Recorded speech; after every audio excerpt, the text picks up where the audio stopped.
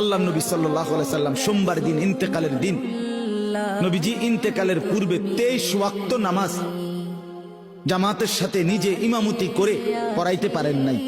হযরত আবু বকর সিদ্দিক ইমামতি করছেন নবীজির হায়াত থাকা। এতটা অসুস্থ ছিলেন, উঠতেই পারেন না।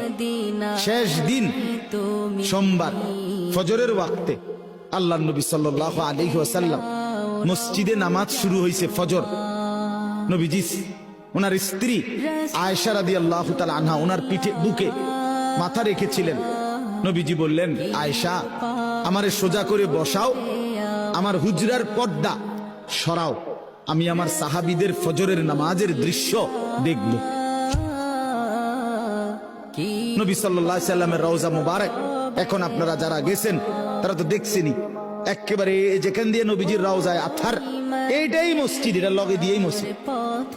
তো নবী সাল্লাল্লাহু আলাইহি সাল্লামকে আম্মা জান আয়েশা নবীজির বিবি এরকম কনুইয়ের মধ্যে ঠেস দিয়া বসাইছে, পর্দা সরায় দিছে। আল্লাহ নবী দেখলেন পুরা মসজিদ ভরা। ফজরের নামাজ কোন নামাজ? জোহরের পরে যেটা পড়ে ভোরে। কোন সময়? ভোরে। এই ফজরের নামাজের ওয়াক্তে আল্লাহ নবী সাল্লাল্লাহু আলাইহি সাল্লাম দেখলেন পুরা মসজিদ ভরা মুসল্লি আবু বকর সিদ্দিকের নেতৃত্বে নামাজ পড়ছে। সবাইকে ভরপুর দেখে খোদার কসম কিতাবে লিখছে নবী সাল্লাল্লাহু আলাইহি সাল্লাম চোখের পানি ফেলে দিছে, কানতে কানতে বলছে, আয়েশা আমার 23 বছরের মেহনত সার্থক। আয়েশা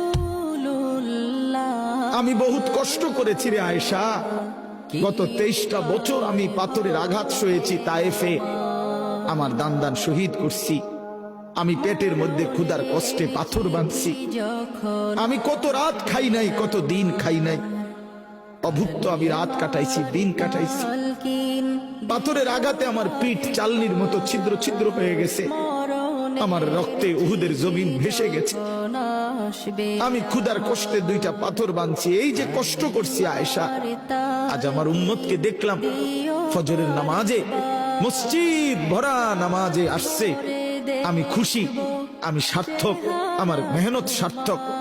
এরপরে নবীজি সাল্লাল্লাহু আলাইহি সাল্লাম 2 হাত আসমানের দিকে তুলে খোদার কসম বাপ নবীজি ওই সময় আল্লাহকে বলছে, আল্লাহুম্মা রফিকাল আলা, মাওলা এবার আমি আপনি বন্ধুর কাছে যেতে চাই। সেদিন সোমবার জোহরের আগে জাওয়ালের সময়, মানে সূর্য পশ্চিম দিকে যখন হেলতেছে এই সময় জোহরের আগে আল্লাহর নবী সাল্লাল্লাহু আলাইহি ওয়াসাল্লাম ইন্তেকাল করছে। তাহলে নবী উম্মত